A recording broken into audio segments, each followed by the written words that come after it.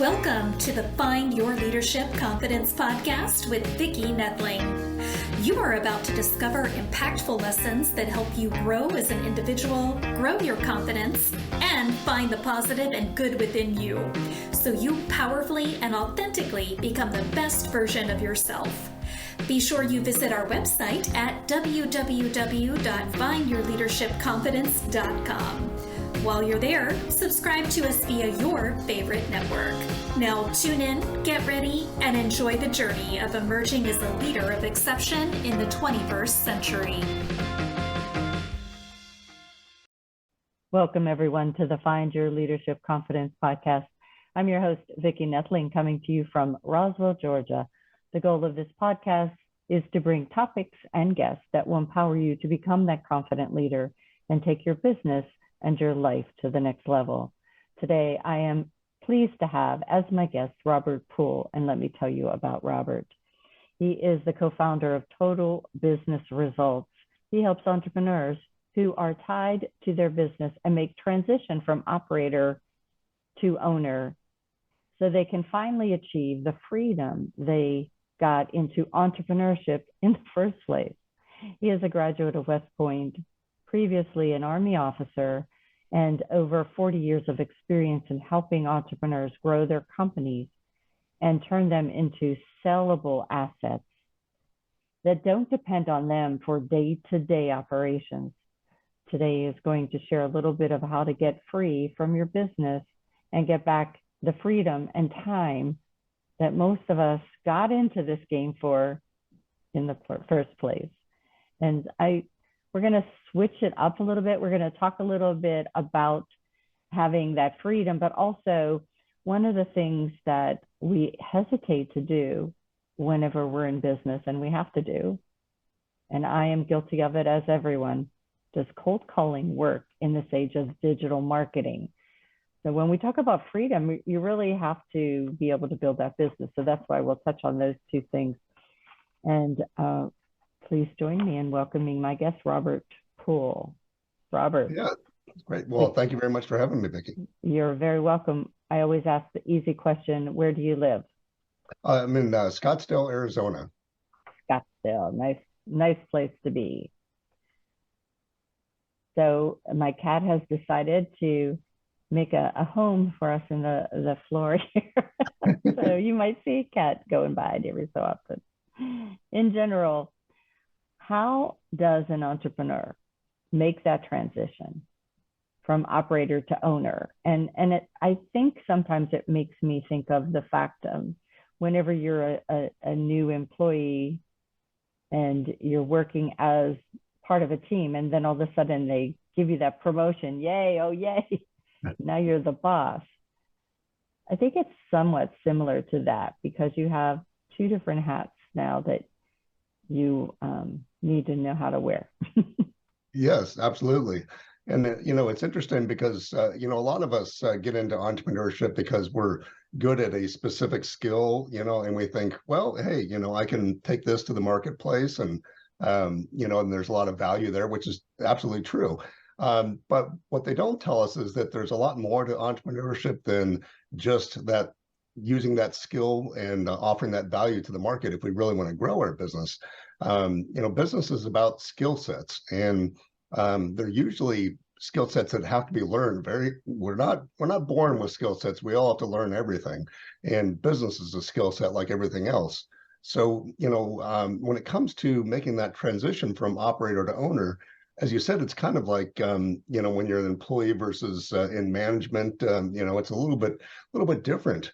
And so, the first step is always, of course, to change the mentality, because we have to start looking at ourselves as owners, which is somebody who is doing the strategy for the company, who is, the leader of the company, who are focused on the big picture things and not so involved in the specific task that we probably got into it for, which can be difficult because we tend to be, let's say, a lot of type A personalities, go-getters. We just want to go do it, and it's much, I'll just say it this way, a lot of times it's easier to focus on what we're good at because it's not so comfortable to go out and acquire those skills, how to be that business owner. So it's definitely a transition, but I've experienced it myself and seen it with other clients. It's definitely a doable thing for just about any business owner and entrepreneur to make that transition. But it really does start with mentality, and there's a few other things you have to do, but getting yourself to look at the business differently than you probably started off and probably what you thought you were getting into. And it's very true. I think a lot of folks that go into management don't think about that. And as the person who is now their manager or director, that's one of the things I think that they need to do better job in the orientation of it, is explaining how this is really now the big picture kind of strategic responsibility. And what you find, the people that are having the harder time, I think they're the ones that tend to micromanage more, or are perhaps not as patient because, well, I can do it faster than you, just let me do it, kind of thing. Yep. And that doesn't help that person who you're trying to really develop a successor for you in some cases. That doesn't help them grow. Yeah, no, it's absolutely true. And that's one of the difficult things to make that transition, because we, as I said, a lot of us tend to, we want to do our thing, and it's, and I'm guilty of it like everybody else. A lot of times we think, I'll just do it myself. I can do it faster or better or whatever. But again, it goes back to what is our true role. And our role is not to do the thing, it's to find the people that can do the thing. And get our egos out of the way and find people who can actually do it better than us, which is, a lot of times we don't think that there is anybody that can do it better than us, but so, yes. But trust me, there's always somebody that's better. Very, very few people in this world are absolutely the best at what they do, and nobody can touch them. There's usually somebody better. And so if we accept that and realize that, again, our role is not to be an expert at that one thing, but it's to find the right people that are excellent at that and help them grow more, and put together that team of people, because you're just not going to grow your business long term, and you're not going to scale it if you don't bring additional people on there, because you can't do it all yourself. A lot of times, again, we want to and we resist, but if we really want to scale, it's again takes a skill set, which is building a team. And and that you have to do that, you have to build a culture as well in your company. And these are all things that they don't teach, even if you go to business school, a lot of times they don't teach, how to create that culture, how to deal with people one-on-one. Because what you really want to do to make that transition is create a bunch of mini owners, if you will, people who feel so strongly about their role at the company, they almost feel like an owner, whether they have an equity interest or not. And once we do that, that allows us to step out of that day-to-day role, because we can fully trust the people that we put together. So it is that kind of transition. And one of the things too that I think sometimes people forget, if we can kind of pivot this conversation to a little bit talking about cold calling, the importance of understanding the strategy, the mission, the vision, the culture, when you're talking to prospective clients, customers, maybe not so much of a retail customer situation, but a client for your business that's going to help you grow your business. I think it's really important in that cold call to make that cold call a little bit easier for you, where you're not really selling a product or service. You're really informing them, and in that cold call, about this is who we are, this is what we are, and this is why you might want to work with us or be partner with us, and things like that. And I think it takes some of the sting of sales away in that regard. Yes, absolutely. And my background is in cold calling, even though I've been a business owner, but my company has been a company that's a marketing company focused on cold calling. So I've got quite a bit of experience with it. And so I can certainly relate to what you're talking about, that let's face it, there's some nastiness on the other end of the phone, and it can be very intimidating for most of us. Yeah. I think if you don't get a little intimidated on the phone, and then there's probably a few screws left, loose. Let's face it. Yeah. It's not natural for human beings to enjoy that. But what you're saying though is, it again, just like the ownership thing, it really is a mentality. Mm-hmm. And one of the biggest shifts that I had in my career was when I finally realized that what I was doing, if I really believed in the company that I was representing, or the product or service that I was selling, that I was on the phone, then there's, let's say, out of 100 people that you've got this list in front of you, and there might be 99 people on that list that have no use for your product or service. They may be having a bad day, they may react horribly, and that's okay, because there's somebody on that list that is not only going to be open to talking to you, but they desperately need what you have. And if you don't wade through all those other people, all the rejection, so to speak, you're not going to find that person, and you're kind of leaving them hanging. So it's about helping people, and it's about finding that person that really needs you, and helping change their life, for the better with your product or service. Mm-hmm. And so if we focus on that instead of focusing on all the, negativity that may come with it, I think that keeps you going, and it really allows you to think about it like, I'm not going to leave this person hanging. I'm not going to, let them suffer in whatever problem they're going through, because I've got a solution for them, and I just need to be strong enough to get through what it takes to get through to them. So it's a mentality again, which I think really helps, and I know it helped me personally. Yeah. So I think the fact that that you have the no's, but it's really important as you're getting the no to not shut down, to really ask more open questions to find out what the driver of the no is. And a lot of times it's not a no, it's a not yet, not now kind of thing. So how important is it that you do repeat calls to those people? Well, I would say, I'll put it this way. All the money is in follow-up. Almost, 90% of the revenue that you generate in most situations is going to be from follow-up, particularly, as we're talking about in B2B, or calling other businesses that sell to businesses. We're not really, in my mind, talking about residential cold calling, because it's not really a legitimate thing anymore. So if we focus on that, that really makes a big difference in again, goes back to the mentality thing. And it's so critical that we start to think about it that way. Yeah, for sure. So what are some common misconceptions that people, I guess you'd call it almost excuses. What are the excuses that we use for not making those calls?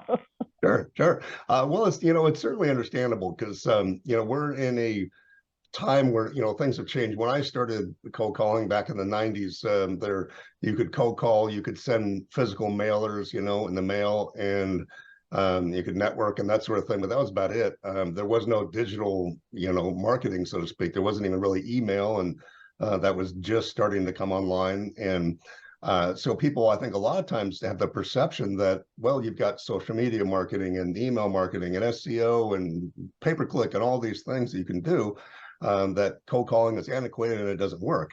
And the truth is that, one of my early mentors taught me that everything works sometimes. So what that means is that when it comes to marketing, there's different techniques that are going to work for different businesses, and most techniques are not going to work for your business. You've got to find the ones that will. And cold calling is just one of many techniques, but for the right situation, the right types of customers, the right types of products, it can make a lot of sense, and it's still very effective. Our company, just in the last 15 years-ish, I think last time I looked at the numbers, it was like 30 million cold calls and millions of leads that were generated. So it certainly works. Again, it just depends on your industry, the type of product you're selling. For instance, it generally works better with higher ticket items. If you're selling a $100,000 CRM system, that's a lot different than selling a $27 widget. You're probably going to be better off selling that $27 widget online. Yeah. Unless you're selling pallets of them or something. So I would say that's the biggest misconception, is that it doesn't work. And then number two is probably that just naturally, because we're not good at it, naturally starting off, everybody thinks, well, I can't do it, it's too hard. And the truth is, again, it's any skill. When you start off with well, for lack of a better term, you're going to suck. It's just, it's kind of like when you're riding a bike as a kid, the first times you're going to fall off that bike a lot, fall over. You don't do it perfectly the first time. So it takes a little practice. And again, if we have that mentality of focusing on finding that person who needs our help, we can get through that. And so it's that perception of it being too difficult, that I can't do it because I'm not a salesy person or whatever. I think that's one of the other misconceptions. And with the digital, you have not only the cold calling, but really it's introduced now this new networking, which is in a way cold calling because your people that you're networking with could be potential clients or customers. And so I think the digital has really opened up the ability for us to maybe network a little bit more often, because we're not constrained by traffic and things like that. So what are your thoughts about using the ability to use companies like Enlightable, and there's so many opportunities for you to joint venture with people. So talk about that a little bit. Yeah, absolutely. And it's interesting because, we talk about cold calling and people think that it's, they picture, a dialer or, a call sheet or something, and you're just randomly calling people in the phone book, so to speak. But really the same skill set is very useful in what you're talking about, Vicki, the networking aspect. But because like you said, now that we have things like LinkedIn and Facebook and whatever, we're networking online, virtually now, and video, just like even a few years ago we weren't doing this very often. And now it's so easy for us to make those connections, but you're still talking to strangers, and you're still looking for people that that need your help. It's just a different context. So you may not be doing the same volume of calls, so to speak. And a Zoom call can be the same thing as a physical, or a telephone call, if you will, a cold call. So that's why I personally like to sort of combine the idea of cold calling with different aspects, because you may be able to make a connection with somebody online through, like I said, Facebook or LinkedIn as an example, and set up a phone call with them. Well, that phone call is, you don't know them, they don't know you. And so it's very similar to a cold call. And so if we use the same skill set, it's going to be really valuable. So that's why it's so important to learn that. And even if it goes back to that operator versus owner thing, because you're, the goal is eventually to get you into that owner mentality, doesn't mean that you don't still have to have those relationships and have that skill set. So you can't just shortcut it to, I'm just going to find somebody else to do that. Unfortunately, if you want to succeed, you've got to be able to do that as well, even at a high level. So you're absolutely right. It's using a combination of modern tools, because the best marketing uses complementary tools together, if you will.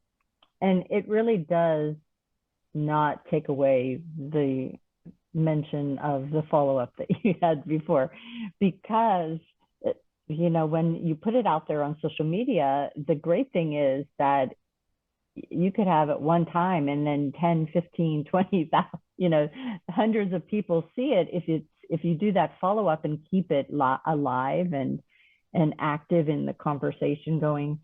Whereas, you might make that one call and it didn't go so well, so you think, so you don't, you hesitate Right. doing it again. But you could have somebody that sees that comments, that keeps that post that alive and going. So that's the beauty of the internet not going away, if you will. Although if it doesn't, if you put it out there and there's no activity, then it's as if it didn't even exist. Yeah, absolutely. Oh, goodness. So how do you know if you are truly an operator or an owner? Is there a litmus test that's out there, to maybe you have that imposter syndrome, thinking, "Oh, I can't be the owner. I can't own my own business." Yeah, well, I like to look at it like it's a spectrum from the operator to owner, first of all. So it's something that we always want to strive for, to make progress towards being that owner role. Do you ever get there 100%? Maybe, but most of the time, if we can get there 95%, that's really what we're looking for. In a pure sense, what would be a switch from an operator to owner? I always say, if you left your business tomorrow and went to Tahiti for a month, didn't take your phone, didn't take your computer, didn't check in with your office, when you came back, is your business still there? And more importantly, is it thriving without you? Meaning, are you necessary for the business to thrive on a daily basis?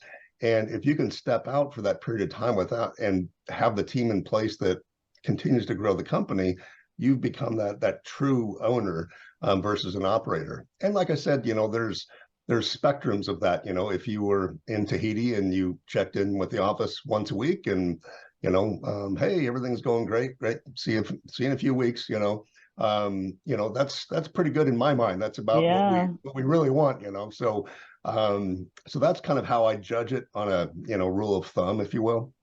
Well, I think to be a good owner, you should check in so often. Yes. You don't want to leave everything alone. But whenever we talk about that owner, and again, going back to almost the responsibility, I think, of the owner to pass on their trades and their secrets and things like that to their folks.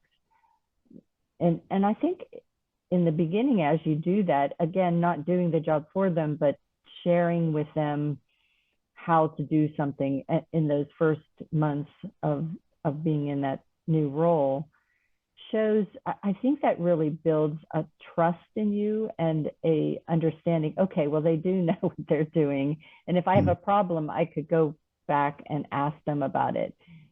It's all in the way that you approach that. And sometimes I think that's hard for people to go from then the operator to the owner, because as you mentioned earlier, it's maybe faster to just do it than teach.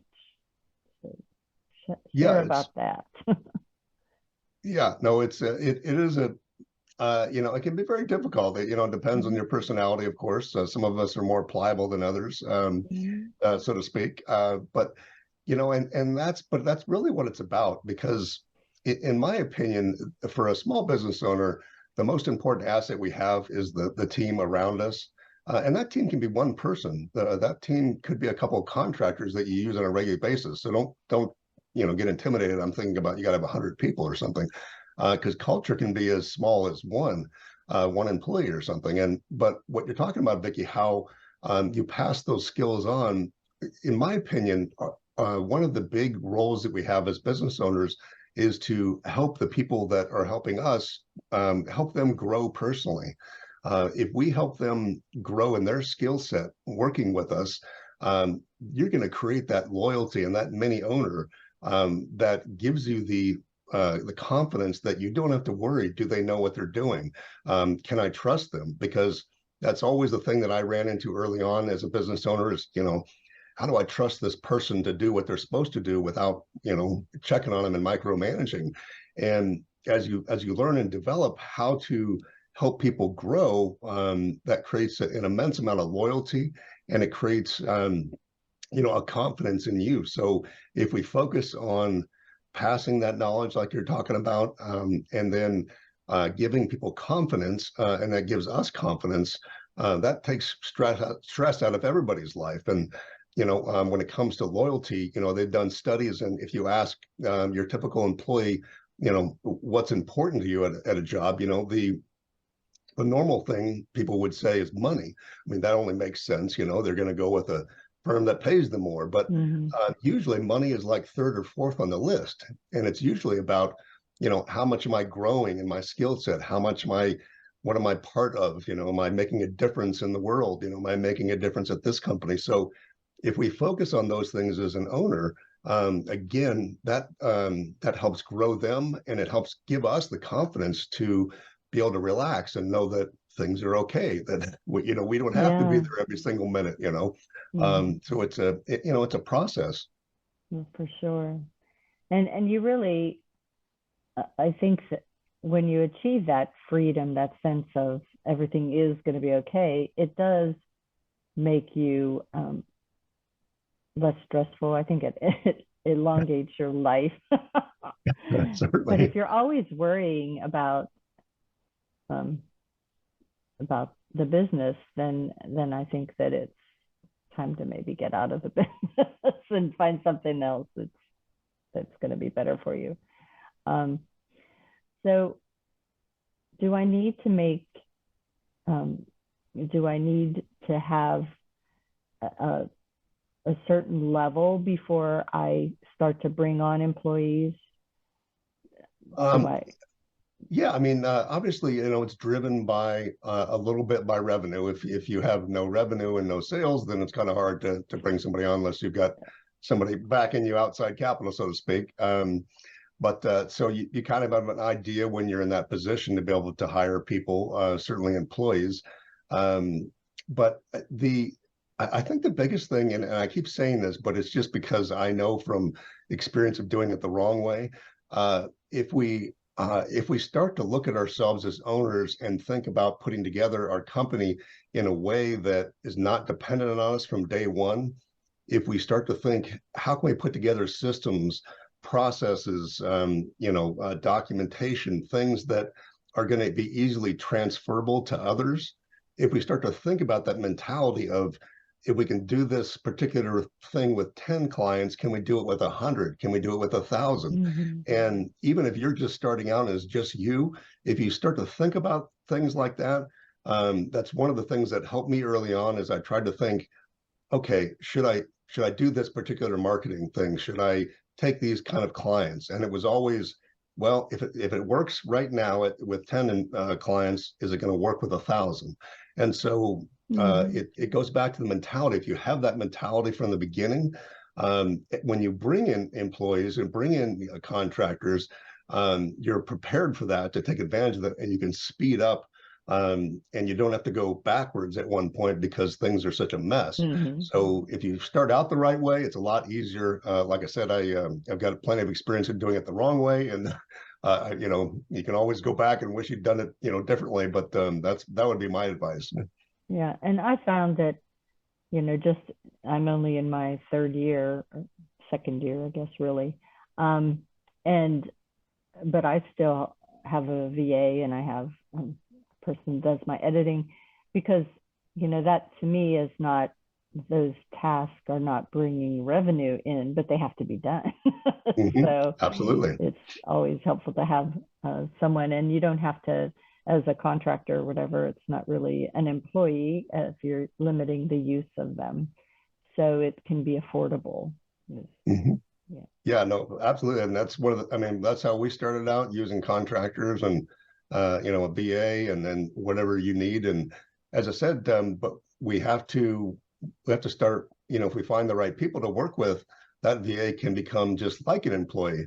And so the same principles apply to that. So we don't have to, like I said, it doesn't mean that you have to wait until you got 10 employees to start thinking this way. Yeah, for sure. Well, time is flying by, so it's time for us to share my screen. And if you are just listening, please be sure to get a paper and pencil so you can write down Robert's information. So his website is https://www.totalbusinessresults.com. Again, totalbusinessresults.com. On Facebook, you can find him at The Real Robert Poole with a capital R for Robert.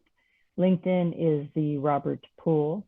Instagram, The Robert Poole. YouTube, at The Robert Poole. Twitter, The Robert Poole. Robert, please tell them what they'll find when they go to your website or give you a call. Yes, absolutely. Well, I one of the things I want to offer, Vicki, is anybody, your first 3 listeners or audience that contacts me, and you can contact me through the website or social media. I'd be more than happy to do a 30-minute strategy call, about either the cold calling subject or about how to make that transition from operator to owner, and no kind of hard sales pitch or anything, but just to give you some hints about things you can do in the next 90 days to really have an impact in your business. So feel free to contact me, and we can talk then. And there is that link to go ahead and book that call too. It's at private coaching. So totalbusinessresults.com, if you just look for the link for private coaching, and you can set up that call. Well, Robert, it has been wonderful chatting with you about going from that entrepreneur or that employee to the business owner, having operator versus owner mentality. And it is a mental game that you have to play, and how really cold calling has grown. It isn't dead. It is still out there. It's just, as you say, different ways to slice that pie. But they are all important to do, and the magic is in the follow-up. So thank you so much for being an awesome guest again. And as always, I remind everyone that life is a journey, and it's up to you to enjoy the ride. This is Vicki Noethling signing off. Thank you for tuning into the Find Your Leadership Confidence podcast with Vicki Noethling, where we share impactful lessons that help you grow as an individual, grow your confidence, and find the positive and good within you so you powerfully and authentically become the best version of yourself. Remember to visit our website at www.findyourleadershipconfidence.com and enjoy even more great episodes like this one. Again, while you're here, subscribe to us via your favorite network. We look forward to seeing you next time on the Find Your Leadership Confidence podcast.